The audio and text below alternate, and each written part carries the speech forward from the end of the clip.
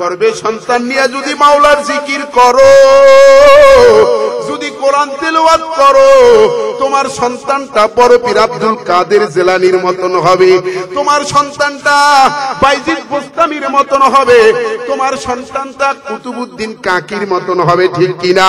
এজন্য ভাইরা আমার, বাবাজিরা আমার, ও আমার পর্দার আড়ালের মা গো, জানা নাই কার কখন মরণ আইসা যায়। এই জন্য হাতে পায়ে ধইরা বইলা যাই মা, স্বামীকে কোনোদিন কষ্ট দেবা না।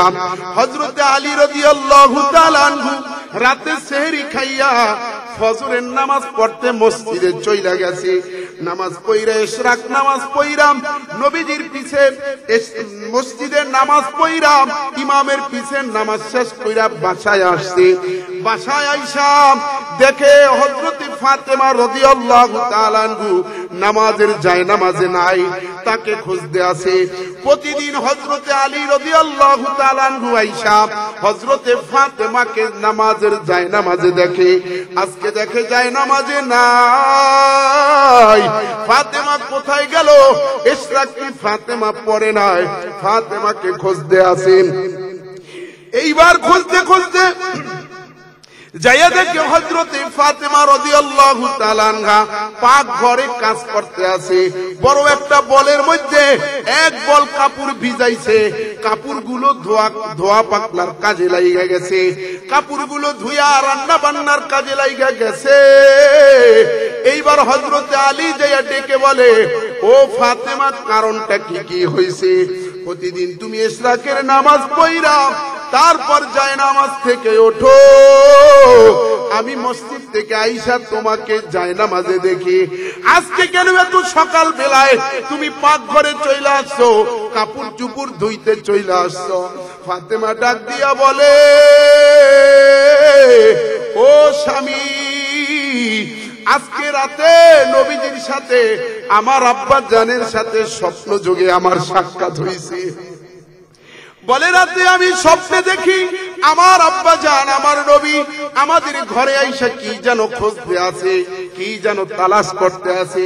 আমি বললাম, আব্বা জান কি খোঁজেন, কাকে খোঁজেন? বলে, ফাতেমা, আমি তোমাকেই খুঁজি। বলে, আব্বা জান কেন আপনি আমাকে খুঁজেন? বলে, ফাতেমা শোনো, আমি তোমাকে নেওয়ার জন্য এসেছি।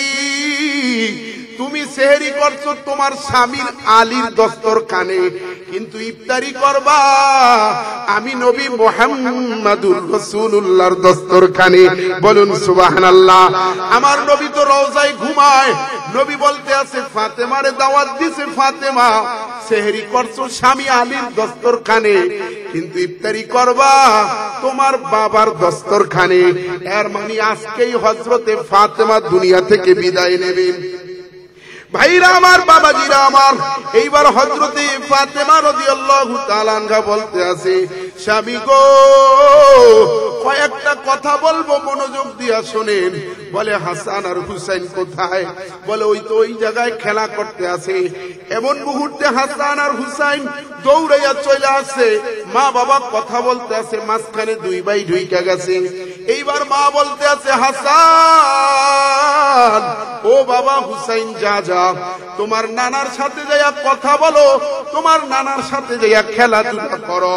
হাসান আর হুসাইন যখনই কান্নাকাটি করত, মায়ের হাতে যখন বেশি কাজ থাকত, তখন নবীর রওজার কাছে দুই সন্তানকে পাঠাই দিত।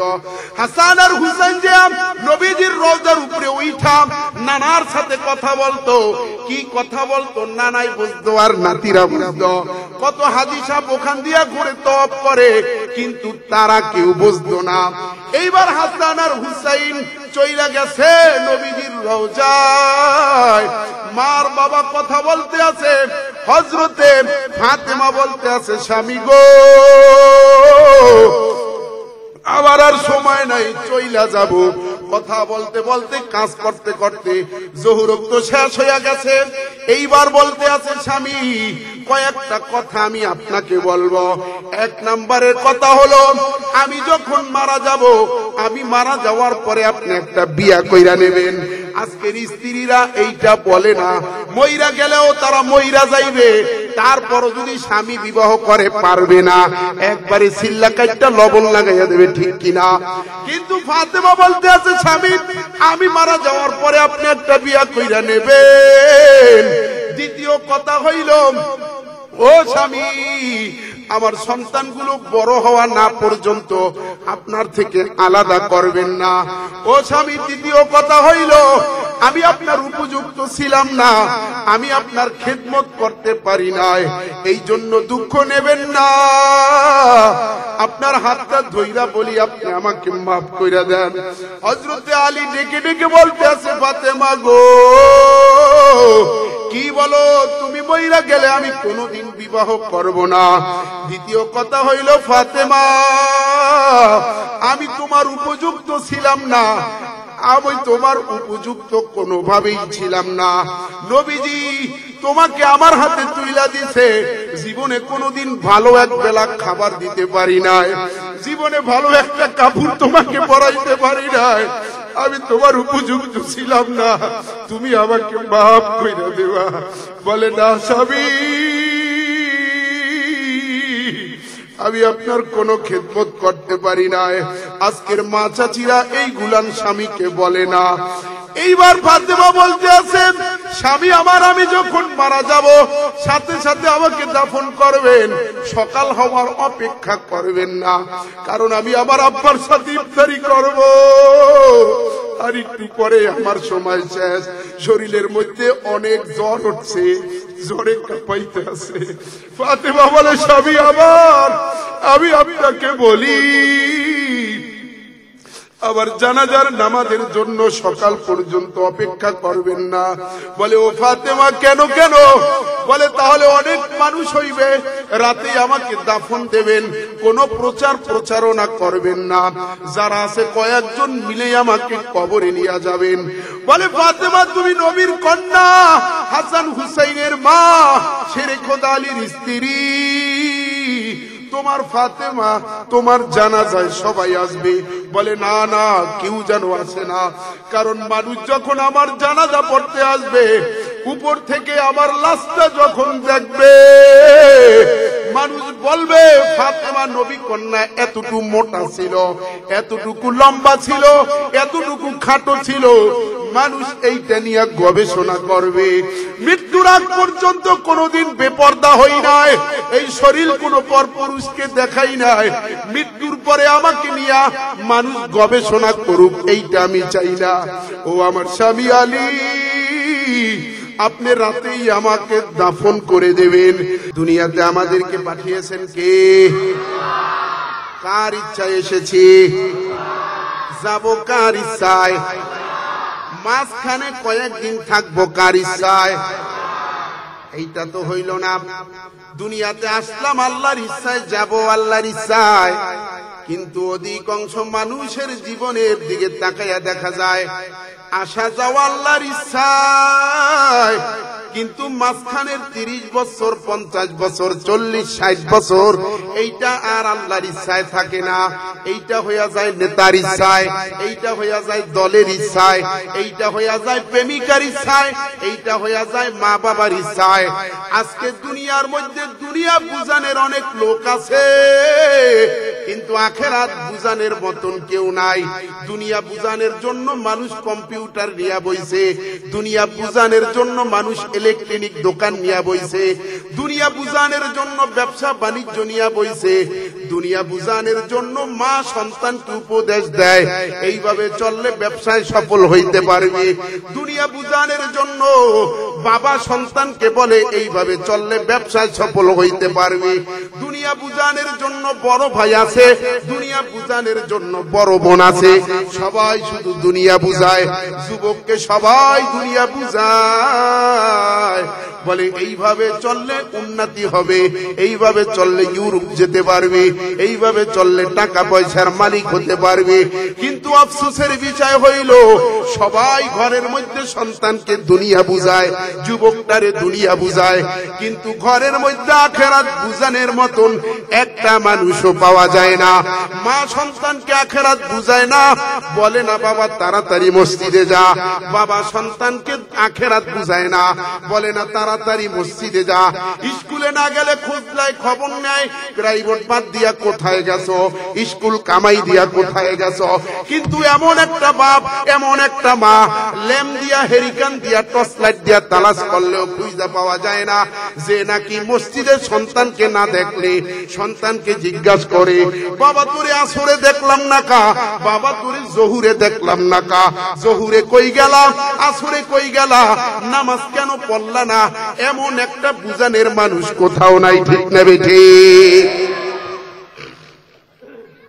আজকে সবাই শুধু দুনিয়ার দুনিয়া, দুনিয়া বুঝানোর জন্য মানুষের অভাব নাই, আখিরাত বুঝানোর মতন কেউ নাই। এজন্য আমার যুবক ভাই, দুনিয়া বহুত বোঝো, এইবার একটু আখিরাত বোঝো, এইবার একটু মালিককে পাওয়ার তালাশ করো। মেসি আর নেইমারের মতন চুল কাটলা, আর সাকিব খানের মতন স্টাইল কইরা চললা। মুসলমানের নমুনা দুনিয়ার মেসি আর নেইমার না, মুসলমানের মডেল দুনিয়ার নির্লজ্জ বেহায়া হারামখোর লুচ্চা সাকিব খান না। মুসলমানের মডেল হইল মদিনার কামলিওয়ালা নবী, যিনি মদিনার ট্রান্সফার, তিনি, তার থেকে আমরা আলো, মদিনার ট্রান্সফার। আপনার আমার নবী, তিনি হইলেন দ্বীন ইসলামের ট্রান্সফার, তার থেকে আমরা পাওয়ার নিয়ে চলি, তার থেকে, তার অনুযায়ী আমরা দ্বীনের দাওয়াত দেই, তার অনুযায়ী যদি আমরা রাষ্ট্র চালাই। মদিনার ওই পোস্ট অফিস থেকে যেমন আমাদেরকে সাজেশন দেয়, যেমন চলতে বলে, কোরআন নামক আবে হায়াত থেকে, কোরআন নামক ব্যবস্থাপত্র থেকে যদি আপনি আমার জীবন চালাই, আপনার জীবন চালান, তাহলে দুনিয়াও সফল, আখিরাতও সফল। আর যদি মদিনাওয়ালাকে না মানেন, যুবক মনে রাখবা, দুনিয়ার সব আদর্শ যদি তোমার ঘরে আছে, কিন্তু মদিনাওয়ালার আদর্শ নাই, তুমি জাহান্নামী সারা আর কিছু না, ঠিক কিনা? এরে আমার যুবক ভাই, এই জন্য বলি দুনিয়ার সব নেতার আদর্শ দেখা শেষ, দুনিয়ার সব দল দেখা শেষ। এইবার আগামীর বাংলাদেশ একটা মাত্র আদর্শ দেখবে, একটা মাত্র দল দেখবে, সেইটা হলো মদিনার আদর্শ, সেইটা হইল মদিনার দল। মদিনার বাক্স নিয়ে যে সামনে আসবে, মদিনার আদর্শ কায়েম করার জন্য যেই বাংলাদেশে আমাদের সামনে আসবে, আমরা তাকে গ্রহণ করব, ঠিক কিনা? যেই নেতা কর্মী, যেই নেতা নিজে নামাজ পড়ে, কর্মীকে নামাজের কথা বলে, ওই নেতার পিছে আমরা ঘুরব। যেই নেতা সমাবেশের মধ্যে সমাবেশ রাইখা দিয়া আল্লাহু আকবার বইলা কর্মী নিয়া নামাজে দাঁড়াই যায়, ওই নেতার পিছে যদি ঘুরো যুব, মদিনার কামলিওয়ালা নবী খুশি হয়ে যাবে, মরণ হবে, মরতে দেরি হবে, জান্নাতে যেতে দেরি হবে না, ঠিক কিনা? এজন্য আমার যুবক ভাই, এই আমার বুড়া বাবাজিরা, তোমরা একটু বলো, আমার মদিনার নবীর আদর্শের চেয়ে উত্তম আদর্শ কারো আসেনি? যদি বলো হুজুর আছে, আমাকে দেখাইয়া দাও, আমি মদিনাওয়ালা নবীর গান আর গাইব না, মদিনার সুন্নাত আর প্রচার করব না। তুমি যদি কোন নেতার আদর্শ দেখাইতে পারো, তাহলে আমি ওই আদর্শ গ্রহণ করব। কিন্তু এই 52 বছরের ইতিহাসে বাংলাদেশে দেখলাম, আমার মদিনাওয়ালা নবীর আদর্শর সামনে আর কোন আদর্শ নাই, ঠিক কিনা? ভাইরা আমার, বাবাজিরা আমার, ওই যে পাকিস্তানের তাফসিরে মারিফুল কোরআনের লেখক মুফতি শফি রহমাতুল্লাহ আলাইহি, তিনি প্রতি বছর হজে যায়, প্রতি বছর উমরায় যায়, হজে যায়, দূরে থাইকা থাইকা নবীজির রওজাটা জিয়ারত করে, কিন্তু সামনে যাইতে পারে না ভিড়ের কারণে। এইবার মুফতি শফি রহমাতুল্লাহ আলাইহি ডেকে ডেকে বলে, ও মদিনাওয়ালা নবী, এই গোলাম ওই পাকিস্তান থেকে প্রতি বছর আসে, কিন্তু আফসোসের বিষয় একটা দিন আপনার রওজার সামনে যাইয়া দাঁড়াইতে পারে না, বীরের কারণে সামনে যাইতে পারি না গো নবী। এই আশেক মনে ব্যথা নিয়ে পাকিস্তানে চলে যায়। এমন মুহূর্তে রওজার থেকে আওয়াজ আসছে, এই আমার আশেক শফি শুইনা নাও, তুমি শুইনা নাও, যেই ব্যক্তি আমি নবীর সুন্নাতের উপর কদম কদম অনুসরণ কইরা, আমি নবীর আদর্শের উপর পায়ে পায়ে কদম কদম অনুসরণ কইরা দুনিয়াতে চলে, ওই ব্যক্তি আমি নবীর রওজা থেকে যতই দূরে হোক, বাস্তবিক পক্ষে ওই ব্যক্তি আমি নবীর রওজার সামনে। জোরে সুবহানাল্লাহ। আর যেই ব্যক্তি প্রতি বছর হজে যায়, উমরায় যায়, কিন্তু নবীজির আদর্শ মানে না, নবীজির সুন্নাহ মানে না, আমার নবী বলে ও শফি তুমি শুইনা নাও। রওজার ভিতর থেকে আওয়াজ আসতে আছে, শফি তুমি শোনো, যেই ব্যক্তি আমি নবীর আদর্শ মানে না, আমি নবীর সুন্নাত মানে না, ওই ব্যক্তি যদি আমি নবীর রওজার সামনে আইয়া দাঁড়াইয়াও থাকে, তারপরও বাস্তবিক পক্ষে ওই ব্যক্তি আমি নবীর রওজা থেকে অনেক অনেক দূরে। এই জন্য ভাইরা আমার, বাবাজিরা আমার, যেই ব্যক্তি নবীর আদর্শ মেনে চলে, নবীর সুন্নাত মেনে চলে, ওই ব্যক্তি গরিব হইতে পারে, বাংলাদেশে থাকতে পারে, পাকিস্তান ইন্ডিয়ায় থাকতে পারে, কিন্তু আমার নবীকে অনুসরণ করার কারণে ওই ব্যক্তি আমার নবীর রওজার সামনে।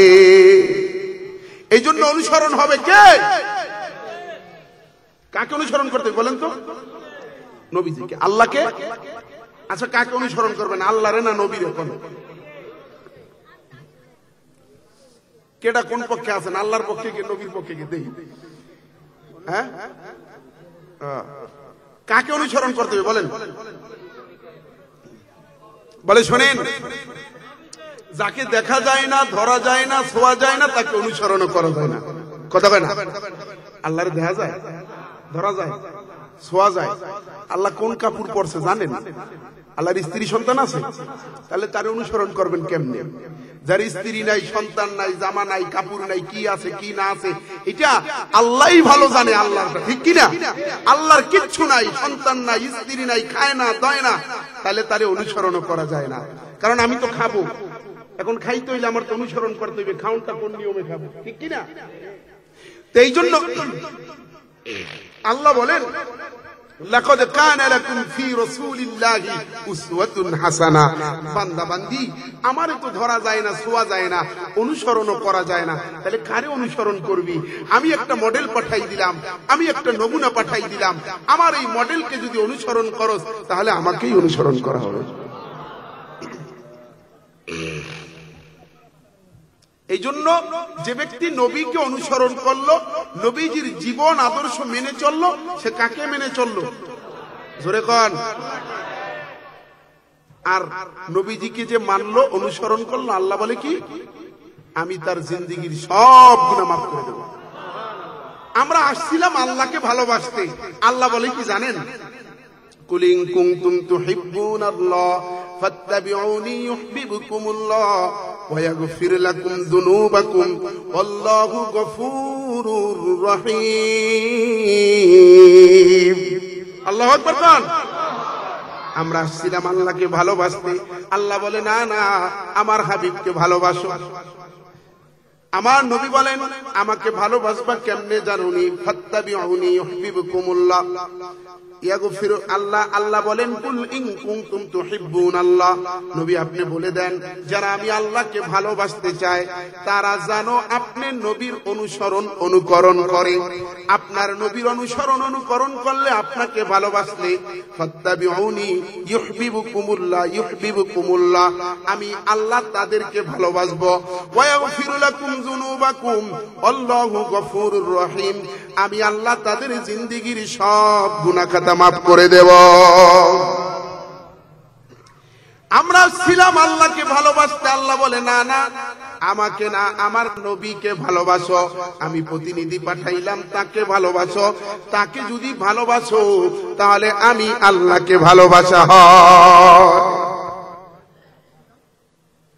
এবার নবীকে কেমনে অনুসরণ করবেন? মুফাসসিরিন ইকরাম বলে যে অনুসরণ কাকে বলে? একটা উটের ছোট্ট বাচ্চা, 1-1.5 বছরের বাচ্চা, এই বাচ্চাটা মা যেদিকে যায় বাচ্চাটাও সেদিকে যায়। মা যখন রাস্তা পার হইয়া ওই সাইডে যায়, বাচ্চাটাও রাস্তা পার হইয়া ওই সাইডে যায়। কিন্তু বাচ্চাটা দেখে না রিকশা আছে না অটো আছে, ট্রাক আছে না গাড়ি আছে, এইটা বাচ্চাটার দেখার বিষয় না। বাচ্চাটা মা যেদিকে গেছে চোখ বুইজা বাচ্চাটাও ওদিকে দৌড় দেয়। ও মরতেও পারে, বাঁচতেও পারে, ট্রাকের নিচেও পড়তে পারে, কারণ এইটা মহাসড়ক, এখান দিয়া অনেক গাড়ি যায়। কিন্তু বাচ্চার এই কোনো খবর নাই। মা যেদিকে গেছে আর ওদিকেই দৌড় দিতে হবে। দুনিয়ার কি ক্ষতি হইল না না হইল এইটা বাচ্চা দেখে না। ঠিক তদ্রুপ ভাবে যারা আমার নবীকে ভালোবাসার দাবি করে, নবীকে যারা মোহাব্বতের দাবি করে, তারাও এমনি এই বাচ্চা যেমন চোখ বুইজা দৌড় দিছে, আপনাকে আমাকেও চোখ বুইজা ইসলামের পিছে দৌড় দিতে হবে। হক্কানি ওলামা ইকরামের পিছনে দৌড় দিতে হবে। ওলামা ইকরাম যেদিকে বলে ওদিকেই যেতে হবে। ইসলাম যেই দিকে যেতে বলে ওই দিকেই যেতে হবে। হয়তো মরণ হবে, নয়তো বেঁচে থাকব। আমার মা বাবাও যদি আমার বিরুদ্ধে চইলা যায়, আমি আমার নবীকেই মানব। আমার আত্মীয় স্বজনও যদি আমার বিরুদ্ধে চইলা যায়, আমি ইসলামকেই গ্রহণ করব। আমি চোখ বুইজা দৌড় দেব। আমার মরণ হবে না, বেঁচে থাকব, এইটা দেখার সময় না। এইটাকে বলে অনুসরণ। আপনি আমি কি অনুসরণ করি? ভাইরা আমার, বাবাজিরা আমার, এই জন্য আমাদের আদর্শকে মুহাম্মাদুর কয় না মুহাম্মাদুর রাসূলুল্লাহ, তিনি আপনার আমার আদর্শ, তিনি আপনার আমার মডেল। আপনি একটা জামা বানাইতে গেছেন, এইবার দোকানে যাইয়া বলছেন, দোকানদার আমি তোমারে আমার এই পুরান জামাটা দিলাম আর তোমাকে নতুন কাপড় দিলাম, আমার এই নতুন কাপড়টা পুরান জামার মডেলে তুমি বানাইয়া দেবা। এইটাই যেমন গুদাম আছে, যেমন হাতা আছে, তেমনই বানাবা। এইবার যখন আপনার জামা নেওয়ার সময় হয়েছে, জামা নিতে আইসা দেখেন আপনি যে আগে পুরান একটা মডেল দিয়া গেছিলেন, নমুনা দিয়া গেছিলেন, বলছিলেন এইটার মতন বানাবা, আপনি দেখেন দোকানদার উল্টা পুল্টা বানাই দিয়েছে। এইবার আপনি বলতে আছেন, ওরে বেয়াকুব তোরে এইভাবে বানাইতে কইছি, এইভাবে কেন বানালি? এইবার দোকানদারের সাথে আপনার সাথে মারামারি লেগে গেছে। কেন? বলে আপনি তো আগে মডেল দিছেন, দোকানদার মডেল অনুযায়ী বানায় নাই, ঠিক কিনা? ঠিক তদ্রুপ ভাবে আমার আল্লাহ বলেন, এ মুসলমান, এরে আমার গোলামেরা শোনো, আমি আল্লাহ মুহাম্মাদুর রাসূলুল্লাহ নামক একজন মডেল দুনিয়াতে পাঠাইছি। জামা কেমনে গায়ে দেবা, আমার ওই নমুনার দিকে তাকাও, আমার মডেলের দিকে তাকাও। চুল কেমনে কাটবা, আমার মডেলের দিকে তাকাও। তোমার মেয়ের বিবাহ শাদী কেমনে হবে, ফাতেমার বিবাহের দিকে তাকাও, ঠিক কিনা? তোমার জীবন কেমন হবে, আমার নবীর জীবনের দিকে তাকাও। তোমার জীবন ওইভাবে গঠন করো, ওই মডেল ওই নমুনা নিয়ে যদি তুমি কবরে আসো, আমি মালিকের কাছে তুমি নাজাত পেয়ে যাবা। আর যদি আমার নবী মুহাম্মাদুর রাসূলুল্লাহ নামক মডেল তোমার ভিতর না থাকে, তোমার ভিতর যদি লেনিন কার্ল মার্সেল মডেল থাকে, তোমার ভিতর যদি শেখ মুজিবের মডেল থাকে, তোমার ভিতর যদি আরো বাংলাদেশের বড় বড় নেতাদের মডেল থাকে, কিন্তু মদিনা ওয়ালার মডেল তোমার ভিতর নাই, তাহলে মনে রাখবা আর যাই হও তুমি মুসলমান হইতে পারো নাই, ঠিক কিনা? এই জন্য আমার ভাই, ও আমার পর্দার আড়ালের ভাগো, ও আমার বাবাজিরা, মডেল হইল একটা নবী মুহাম্মাদুর রাসূলুল্লাহ। তাকে যে মেনে চলবে পরকালে সে নাজাত পাইবে।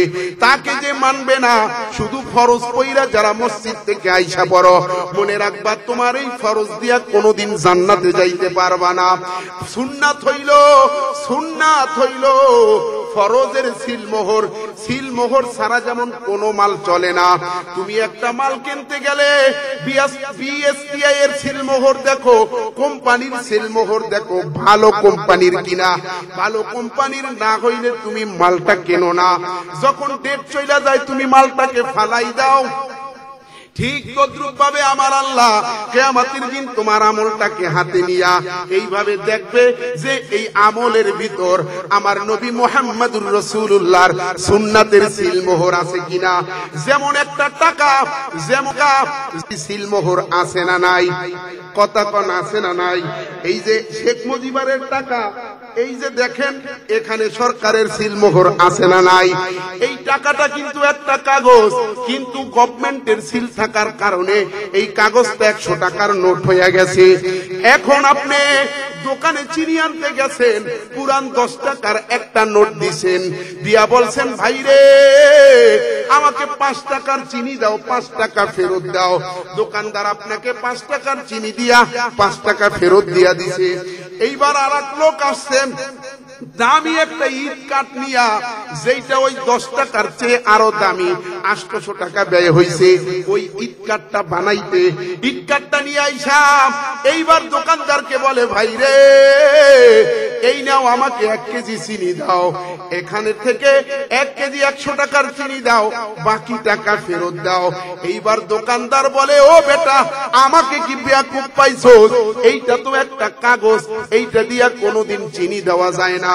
বলে কেন কেন, আমার আগে একটা কাস্টমার আইসা 10 টাকার পুরান একটা নোট দিয়া গেল, তারপর ওই পুরান নোট দেওয়ার পরেও 5 টাকার চিনি দিছো, আবার 5 টাকা ফেরত দিছো, কিন্তু আমি এত সুন্দর একটা কার্ড দিলাম, কেন আমারটা চলবে না? তারটাও কাগজ আমারটাও কাগজ, বরঞ্চ আমারটা তার চেয়ে নতুন। এইবার দোকানদার ডেকে ডেকে বলে ওরে বেয়াকুব নাদান, ওই কাগজটা যতই পুরান হোক না কেন ওই কাগজের ভিতর গভর্নমেন্টের সিলমোহর আছে, এই জন্য আমি তাকে চিনি দিতে বাধ্য, 5 টাকা ফেরত দিতেও বাধ্য। কিন্তু তোমার এই কার্ড যত নতুন হোক, যত দামি হোক, তোমার এই কার্ডের ভিতর গভর্নমেন্টের কোন সিলমোহর নাই, এই জন্য এইটা চলবে না। ঠিক তদ্রুপ ভাবে ময়দানে মাহশারে যাদের আমলের ভিতর আমার মদিনাওয়ালা নবীর সুন্নাতের সিলমোহর থাকবে না, ওই আমল টাটকাই দেওয়া হবে, ওইটা পুঁথি মধ্যে আটকা পড়ে যাবে, ওই আমল দিয়া জান্নাতে যাওয়া যাবে না। এই জন্য আমার প্রাণের ভাই, ও আমার মা বোনেরা, ও আমার যুবক ভাইরা, জীবনে অনেক আদর্শ মানলা, এইবার একটু চেষ্টা কইরা দেখো নতুন বাংলাদেশ নবীজির আদর্শ মানা যায় কিনা, নবীজির আদর্শ এই দেশে বাস্তবায়ন করা যায় কিনা। ভাইরা আমার, বাবাজিরা আমার,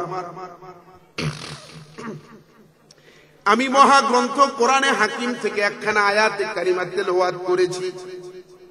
আবার আল্লাহ তাআলা বলেন ইয়া আইয়ুহাল্লাযীনা আমানু হাক্কা তুকাতিহি ওয়া লা তামুতুন্না ইল্লা ওয়া আনতুম মুসলিমুন। আল্লাহু আকবার, এ জোরে কান আল্লাহু আকবার। আমার আল্লাহ বলেন হে ঈমানদারেরা, ইয়া আইয়ুহাল্লাযীনা আমানু হাক্কা তুকাতিহি, আমি আল্লাহকে ভয় করো, ভয় করার মতন ভয় করো। বলে হুজুর কেমন ভয়? আমরাও তো আল্লাহকে ভয় করি, আমরা আল্লাহকে ভয় করি আবার সুদের উপরে টাকা লাগাই, আমরা আল্লাহকে ভয় করি আবার দুর্নীতিবাজদেরকে যাইয়া সাপোর্ট করি। আমরা আল্লাহকে ভয় করি, নামাজের সময় আমাদের দোকান খোলা থাকে, আমরা আল্লাহকে ভয় করি, নামাজের সময় রাস্তাঘাটে বৈশা বৈশা আড্ডা দেই, এইটা হইল আমাদের ভয়। বলে না না, এইটা আল্লাহর ভয় হয় না। ওরে যুবক ভাই, তুমিও একটা যুবক, আমিও একটা যুবক, আমি দাড়ি রাখছি আল্লাহকে ভয় কইরাম, আমি বলি যদি দাড়ি না রাখি আমার নবী নারাজ হবে, আমি যদি দাড়ি না রাখি আমার আল্লাহ নারাজ হবে। আল্লাহকে খুশি করার জন্য আল্লাহর ভয়ে আমি দাড়ি রাখছি। আমি খালি গায়ে জুব্বা ছাড়া বাহিরে যাইতে পারি না, লজ্জা লাগে। আর তোমার জুব্বা গায়ে দিতে লজ্জা লাগে। তুমি কেমন আল্লাহর ভয় করলা? আমি দাড়ি ছাড়া করতে পারি না আর তোমার দাড়ি রাখতে লজ্জা লাগে। তুমি কেমন আল্লাহকে ভয় করলা? ওরে যুবক ভাই, আমি বেপরদায় চলতে আমার লজ্জা লাগে আর তোমার পর্দা করতে লজ্জা লাগে। আমি আমার স্ত্রী, আমার সন্তান, আমার মাকে বোরকা ছাড়া রাস্তায় বের করতে আমার ভয় হয়, মালিকের ভয়। আর তুমি তোমার স্ত্রীকে, তোমার বোনকে, তোমার মাকে বোরকা পরাইতে তোমার লজ্জা লাগে। বলো তুমি কেমন মুসলমান? আবার অনেক মুসলমান আছে, অনেক হাজী সাহেব আছে, বউ লইয়া ঘোরে, মার্কেটে যায়, বাজারে যায়, বোরকা ঠিকই পরায়, মুখটা খোলা রাখে, আসে না নাই? বলে এটা তুমি কি বোরকা পরলা? এই বোরকা পইরা আল্লাহকে ধোঁকা দেওয়া। কারণ এই বোরকা পইরা লাভ নাই। কারণ হইল বোরকা পরবা তুমি মুখটা ঢাইকা রাখবা। মহিলাদের আকর্ষণ পায়ে, হাতে নাকি মুখে?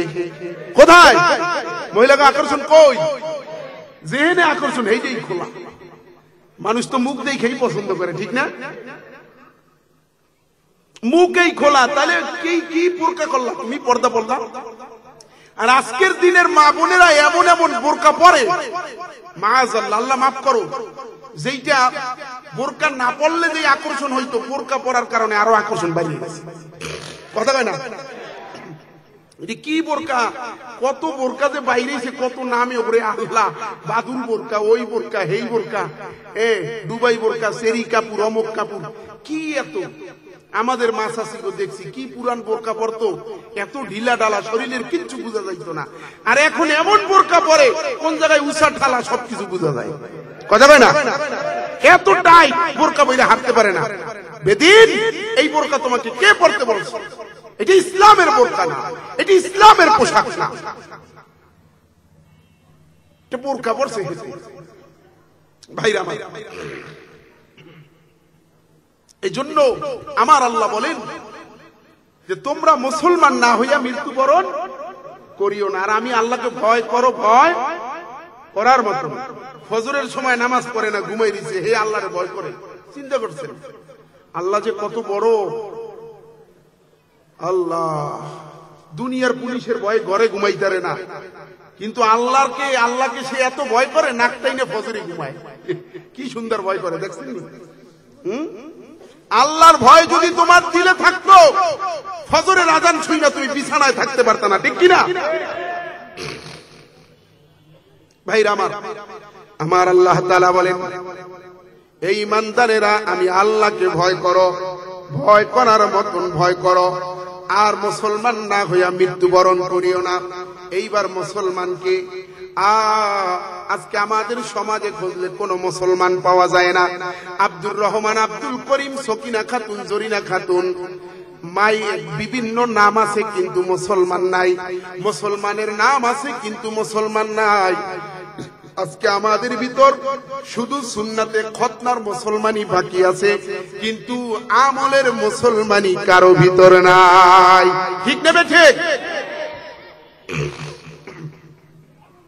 আমলের মুসলমানই আমাদের ভিতর কি আসেনি?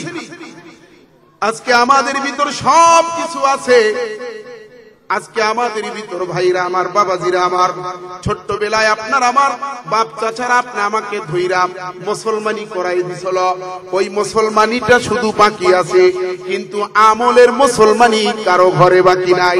হাজী সাহেব বলেন, গাজী সাহেব বলেন, সেক্রেটারি বলেন, সভাপতি বলেন, আজকে কারো ঘরে আমলের মুসলমানি নাই, শুধু সুন্নাতে খতনার মুসলমানি বাকি আছে। আরে আমার আল্লাহ তো এই মুসলমানি চায় না, আমার আল্লাহ আমলের মুসলমানই চায়।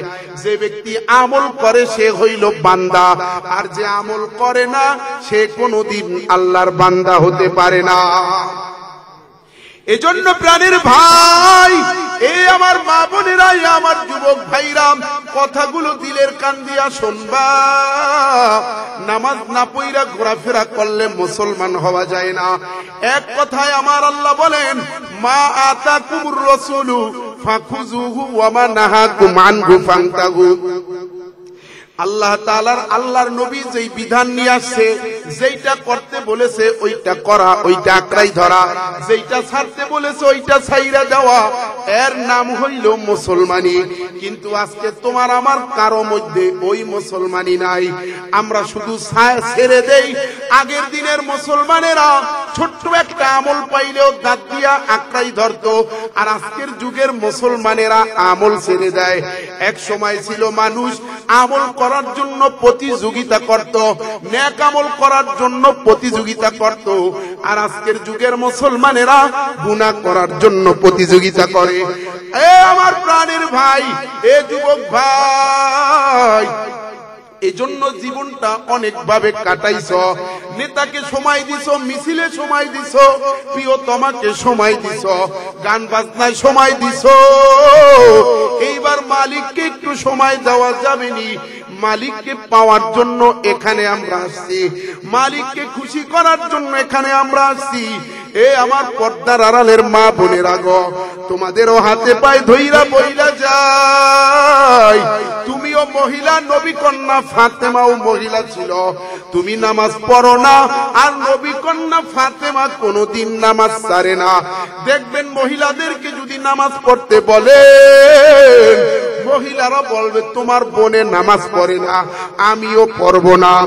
আর যদি বলেন দেখো আমাদের ঘরটা কত সুন্দর, বলবে না আমাগো ঘর কোনো সুন্দরই হয় নাই, পাশের বাড়ির ঘরটা দেখো কত সুন্দর হয়েছে। ঠিক কিনা? আমলের কথা কইলে বলে তোমার বোন করে না, আমিও করব না। কিন্তু যদি দুনিয়ার কথা বলেন, বলে না আমাদেরটা সুন্দর না, অমুকেরটা সুন্দর হয়েছে। এই জন্য ভাইরা আমার, বাবাজিরা আমার, মহিলাদের মুখ আগে চলে, পুরুষের হাত আগে চলে। বাড়িতে মা চাচিদের দাও কাশিতে ঝং ধরে, কিন্তু মহিলাদের মুখের মধ্যে কোনোদিন ঝং ধরে না। এমন এমন কথা বলে পুরুষের দিলটাকে সিররা ফাইরা হালায়, কলিজাটা জ্বালাইয়া দেয়। মা বোনেরা ঝাড়ু লইয়া বাইরায় স্বামীকে পিটানের জন্য। এই জন্য আমার মা বোনদেরকে বলবো, আল্লাহর নবী বলেছেন আল্লাহ ছাড়া যদি কাউকে সেজদা দেওয়া জায়েজ হইত, তাহলে আমি বলতাম সব মহিলারা তাদের স্বামীকে জানো সেজদা দেয়। এই জন্য স্বামীর খেদমত করবা, স্বামীকে নারাজ করবা না, আর রান্না বান্না করতে যাই আর নামাজ কাজা করবা না, আর গর্বে সন্তান নিয়ে মার্কেটে ঘুরবা না, গর্বে সন্তান নিয়ে বাজারে যাবা না। যদি গর্বে সন্তান নিয়ে মার্কেটে যাও, সন্তানটা নির্লজ্জ বেহায়া হবে। যদি গর্বে সন্তান নিয়ে টিভি বাজকপ দেখো, সন্তানটা বড় হইলে তোমাকে মারতে কাটতে আসবে। আর গর্বে সন্তান নিয়ে যদি মাওলার জিকির করো, যদি কোরআন তেলাওয়াত করো, তোমার সন্তানটা বড় পীর আব্দুল কাদের জিলানীর মতন হবে, তোমার সন্তানটা বাইজিদ বুস্তামির মতন হবে, তোমার সন্তানটা কুতুবউদ্দিন কাকির মতন হবে। ঠিক কিনা? এজন্য ভাইরা আমার, বাবাজিরা আমার, ও আমার পর্দার আড়ালের মাগো, জানা নাই কার কখন মরণ আইসা যায়। এই জন্য হাতে পায়ে ধইরা বইলা যাই মা, স্বামীকে কোনোদিন কষ্ট দেবা না। হযরতে আলী রাদিয়াল্লাহু তাআলা আনহু রাতে সেহরি খাইয়া ফজরের নামাজ পড়তে মসজিদে চইলা গেছে। নামাজ পড়া, ইশরাক নামাজ পড়া, নবীজির পিছে মসজিদে নামাজ পড়া, ইমামের পিছে নামাজ শেষ কইরা বাসায় আসছে। বাসায় আইসা দেখে হযরতে ফাতেমা রাদিয়াল্লাহু তাআলা আনহু নামাজের জায়নামাজে নাই, তাকে খুঁজতে আছে। প্রতিদিন হযরতে আলী রাদিয়াল্লাহু তাআলা আনহু আইসা হযরতে ফাতেমাকে নামাজের জায়নামাজে দেখে। আজকে দেখে জায়নামাজে নাই। ফাতেমা কোথায় গেল? ইশরাক কি ফাতেমা পড়ে নাই? ফাতেমাকে খুঁজতে আছে। এইবার খুঁজতে খুঁজতে যাইয়া দেখে হযরতে ফাতেমা রাদিয়াল্লাহু তাআলা আনহা পাক ঘরে কাজ করতে আছে। বড় একটা বলের মধ্যে এক বল কাপড় ভিজাইছে, কাপড়গুলো ধোয়া পাকলার কাজে লাগিয়া গেছে, কাপড়গুলো ধুইয়া রান্না বান্নার কাজে লাগিয়া গেছে। এইবার হযরতে আলী যাইয়া ডেকে বলে, ও ফাতেমা, কারণটা কি হয়েছে? প্রতিদিন তুমি ইশরাকের নামাজ পড়া তারপর যায় নামাজ থেকে ওঠো, আমি মসজিদ থেকে আইসা তোমাকে যায় নামাজে দেখি, আজকে কেন এত সকাল বেলায় তুমি পাক ঘরে চলে আসছো, কাপড় চুপড় ধুইতে চলে আসছো? ফাতেমা ডাক দিয়া বলে, ও স্বামী, আজকে রাতে নবীজির সাথে আমার আব্বা জানের সাথে স্বপ্ন যোগে আমার সাক্ষাৎ হয়েছে। বলে রাতে আমি স্বপ্নে দেখি আমার আব্বা জান, আমার নবী আমাদের ঘরে আইসা কি যেন খুঁজতে আছে, কি যেন তালাশ করতে আছে। আমি বললাম, আব্বা জান কি খোঁজেন, কাকে খোঁজেন? বলে, ফাতেমা, আমি তোমাকেই খুঁজি। বলে, আব্বা জান কেন আপনি আমাকে খুঁজেন? বলে, ফাতেমা শোনো, আমি তোমাকে নেওয়ার জন্য এসেছি। তুমি সেহরি করছো তোমার স্বামীর আলীর দস্তরখানে, কিন্তু ইফতারি করবা আমি নবী মুহাম্মাদুর রাসূলুল্লাহর দস্তরখানে। বলুন সুবহানাল্লাহ।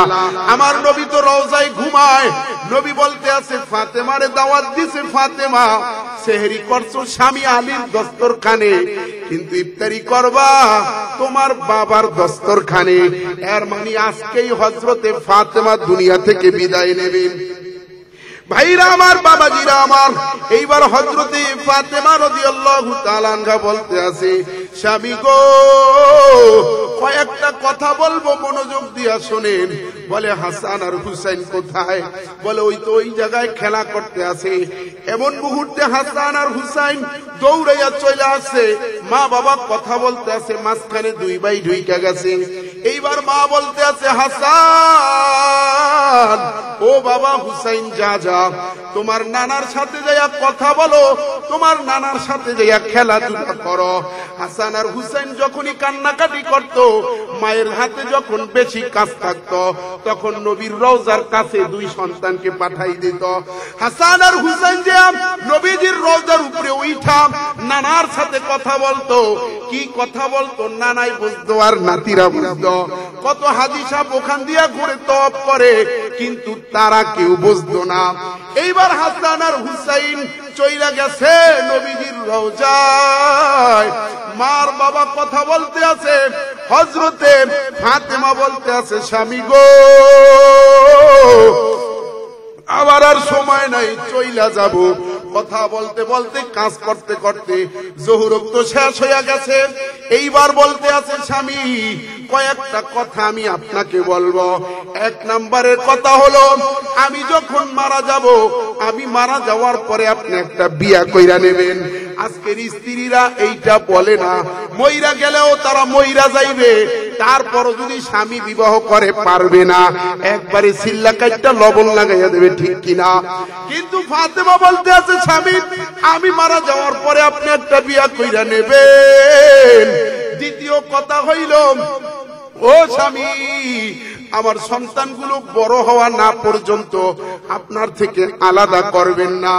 ও স্বামী, তৃতীয় কথা হইল, আমি আপনার উপযুক্ত ছিলাম না, আমি আপনার খেদমত করতে পারি নাই, এই জন্য দুঃখ নেবেন না। আপনার হাতটা ধইরা বলি, আপনি আমাকে মাফ কইরা দেন। হযরতে আলী ডেকে ডেকে বলতে আছে, ফাতেমা গো, কি বলো? তুমি মইরা গেলে আমি কোনোদিন বিবাহ করব না। দ্বিতীয় কথা হইল, ফাতেমা আমি তোমার উপযুক্ত ছিলাম না, আমি তোমার উপযুক্ত কোনোভাবেই ছিলাম না। নবীজি তোমাকে আমার হাতে তুইলা দিছে, জীবনে কোনোদিন ভালো এক বেলা খাবার দিতে পারি নাই, জীবনে ভালো একটা কাপড় তোমাকে পরাইতে পারি নাই, আমি তোমার উপযুক্ত ছিলাম না, তুমি আমাকে মাফ কইরা দেবা। বলে, না স্বামী, আমি আপনার কোনো খেদমত করতে পারি নাই। আজকের মা চাচিরা এই গুলান স্বামীকে বলে না। এইবার ফাতেমা বলতে আছেন, স্বামী আমার আমি যখন মারা যাব সাথে সাথে আমাকে দাফন করবেন, সকাল হওয়ার অপেক্ষা করবেন না, কারণ আমি আমার আব্বার সাথে ইফতারি করব, আর একটু পরে আমার সময় শেষ। শরীরের মধ্যে অনেক জ্বর উঠছে, জ্বরে কাঁপাইতে আছে। ফাতেমা বলে, স্বামী আমার আমি আপনাকে বলি আবার জানাজার নামাজের জন্য সকাল পর্যন্ত অপেক্ষা করবেন না। বলে, ও ফাতেমা কেন কেন? বলে, তাহলে অনেক মানুষ হইবে, রাতে আমাকে দাফন দেবেন, কোনো প্রচার প্রচারণা করবেন না, যারা আছে কয়েকজন মিলে আমাকে কবরে নিয়ে যাবেন। বলে, ফাতেমা তুমি নবীর কন্যা, হাসান হুসাইনের মা, শেরে খোদা আলীর স্ত্রী, তোমার ফাতেমা তোমার জানাজায় সবাই আসবে। বলে, না না, কেউ যেন আসে না, কারণ মানুষ যখন আমার জানাজা পড়তে আসবে, উপর থেকে আমার লাশটা যখন দেখবে, মানুষ বলবে ফাতেমা নবী কন্যা এতটুকু মোটা ছিল, এতটুকু লম্বা ছিল, এতটুকু খাটো ছিল। মানুষ এইটা নিয়ে গবেষণা করবে।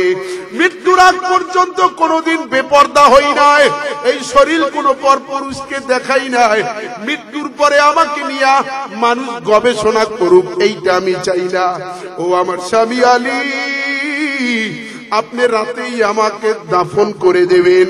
এই আমার প্রাণের ভাই, এই আমার মা জাননীরা, আজকে মা জাননীরা পর্দা পশিদা কারে কয় চেনেই না। পুরুষগুলো স্ত্রীকে পর্দা করায় না, একবারে সারা গরুর মতন রাস্তায় ছাইরা দেয়, স্ত্রীর ছবি ফেসবুকে দিয়া দেয়। ও বাবা, তোর স্ত্রী এই দেশের কোন জাতীয় সম্পদ না যে তুমি ফেসবুকে দিয়া স্ত্রীকে বন্ধু বান্ধবকে দেখাও। এজন্য ঘরের মা বোনদেরকে বলবো, মা গো, নবীজির আদর্শ গ্রহণ করো, নবী কন্যা ফাতেমার মতন হও। আবার যুবক বাবাজিদেরকে বলবো, ও আমার যুবক ভাইদেরকে বলবো, যুবক ও আল্লাহর গোলাম ফিরে আসো। জীবনে যত গুনাহ করছো আজকে তওবা করে যাওয়া, জীবনে আর গুনাহ করব না। আজকে 2024 সালের 24 তারিখ চলে গেছে, 24টা দিন শেষ হয়ে গেছে। এইবার প্রতিজ্ঞা কইরা নাও যে হুজুর 2025 সালে অনেক গুনাহ কইরা কাটাইছি, জীবনটারে ধ্বংস কইরা দিছি।